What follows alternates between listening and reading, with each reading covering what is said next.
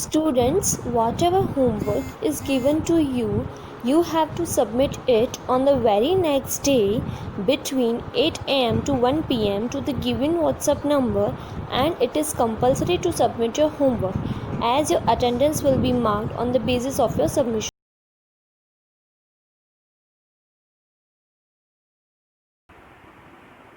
Hello dear students, this is Rajendra Kumar, your maths teacher. Today we will solve exercise 1.1 of chapter 1, knowing our numbers of class 6 mathematics. Students, in previous lecture you have studied about smallest and greatest digit number and how to put commas in the number, okay, and conversion of numbers, okay. Here is question 1. In question 1, question A, 1 lakh equals to dash 10,000. बच्चों, इसमें आपसे ये पूछा है कि 1 लाख जो है वो कितने 10,000 के इक्वल्स टू होता है. तो सबसे पहले हम लोग क्या करेंगे, 1 लाख को मैं न्यूमरल में लिखूँगा. ये आप सभी जानते हैं न्यूमरल में उसे कैसे लिखते हैं. अब मुझे वो कितने टाइम्स 10,000 होगा ये मुझे पता करना है. तो सिंपली मैं 1 लाख को क्या करूँगा, 10,000 से डिवाइड कर दूँगा. ठीक है, यहाँ पर ब्रैकेट में मैंने लिख के बताया है. जब मैं डिवाइड करूँगा तब कितना आएगा, 10. कहने का मतलब 1 लाख जो है वह 10 टाइम 10,000 के इक्वल्स टू होगा. Now question B. In question B 1 million equals to dash 100,000. Okay students, यहाँ पर आपको ये बताना है कि 1 मिलियन जो है कितने 100,000 के इक्वल्स टू होता है. ठीक है, यहाँ पर सबसे पहले हम 1 मिलियंस को न्यूमरल में लिख लेंगे. ओके, अब मुझे वो कितने 100,000 होता है वो बताना है. 1 मिलियन कितने टाइम्स 100,000 के इक्वल्स टू होगा. तो यहाँ पर सबसे पहले मैं मिलियन को लिख लूँगा. ठीक है, और उसे डिवाइड करूँगा किससे, जिसमें मुझे पता करना है. तो यहाँ पे मैं उसे 100,000 से डिवाइड कर दूँगा. यहाँ पर 100,000 को जो है मैंने लिख के बताया है. यहाँ पर 100,000 जो 1 लाख के इक्वल्स टू होता है. ठीक है, 100,000 हम इंटरनेशनल सिस्टम ऑफ न्यूमरेशन में बोलते हैं किसको, 1 लाख को. ठीक है, तो यहाँ पर जब मैं डिवाइड करूँगा, ठीक है, तो मुझे कितना मिलेगा, 10. ओके, तो यहाँ पर 1 मिलियन जो है वह 10 टाइम्स 100,000 के इक्वल्स टू होगा. Now question C. 1 crore equals to dash 10 lakh. बच्चों, इसमें आपको ये बताना है कि 1 करोड़ जो है वह कितने टाइम्स 10 लाख के इक्वल्स टू होता है. तो हम जानते हैं 1 करोड़ को न्यूमरल में कैसे लिखते हैं, कुछ इस प्रकार से. ठीक है, अब मुझे वो कितने टाइम्स 10 लाख होगा वो पता करने के लिए मैं क्या करूँगा, 1 करोड़ को लिखकर मैं उसे डिवाइड करूँगा 10 लाख से. ठीक है, जब डिवाइड करूँगा तो मुझे कितना मिलेगा, 10. तो कहने का मतलब 1 करोड़ जो है वह 10 टाइम्स 10 लाख के इक्वल्स टू होगा. Okay students, now question D. 1 crore equals to dash million. यहाँ पे आपको लिखा है 1 करोड़ और यहाँ पे डैश करके मिलियन लिखा है. आपको ये बताना है कि 1 करोड़ जो है कितने मिलियन के इक्वल्स टू होगा. तो यहाँ पर 1 करोड़ को हम जानते हैं किस तरह से लिखते हैं, कुछ इस प्रकार से. अब मैं उसे सिंपली डिवाइड, मिलियन मतलब 10 लाख. यहाँ पर 10 लाख को इंटरनेशनल सिस्टम में क्या बोलते हैं, 1 मिलियन और मिलियन. तो यहाँ पे मैंने मिलियन से मतलब 10 लाख से क्या करूँगा, करोड़ को डिवाइड कर दूँगा. ठीक है, डिवाइड करने पर मुझे कितना मिलेगा, 10. तो यहाँ पर simply 1 crore equals to 10 times million. Okay students, यहाँ पर 10 टाइम्स मिलियन को अगर मैं मिलाता हूँ तो क्या बनेगा, 1 crore. Okay, now question E. 1 million equals to dash 10 lakh. इसमें पूछा है कि 1 मिलियन जो है वह कितने टाइम्स लाख के इक्वल्स टू होगा. तो यहाँ पर सबसे पहले 1 मिलियन को मैं लिख लूँगा न्यूमरल में, और यहाँ पर उसे वापस से लिख करके मुझे जिसमें पता करना है उससे मैं उसको डिवाइड कर दूँगा. यहाँ पे मुझे लाख में पता करना है तो यहाँ पर 1 मिलियंस को मैंने क्या किया है 10 लाख से डिवाइड कर दिया है। डिवाइड करने पर कितना आ गया है 10 आएगा। ठीक है, यहाँ पर मैंने एक स्टेप कम कर दिया है और उसे सीधे ही लिख दिया है। तो 1 million equals to 10 lakh. Okay, तो यहाँ पर 10 टाइम्स लाख को अगर मैं काउंट करूँगा तो मुझे कितना मिलेगा 1 million. Okay students, now question 2। Okay, question 2, place commas correctly and right the numerals. यहाँ पर आपको फर्स्ट क्वेश्चन दिया है, क्वेश्चन ए 73,75,307। ओके स्टूडेंट्स, इस क्वेश्चन ये जो क्वेश्चन है आपको वर्ड्स में मीन्स नेम में लिखा है, आपको उसका न्यूमरल देना है और कोमा पुट करना है।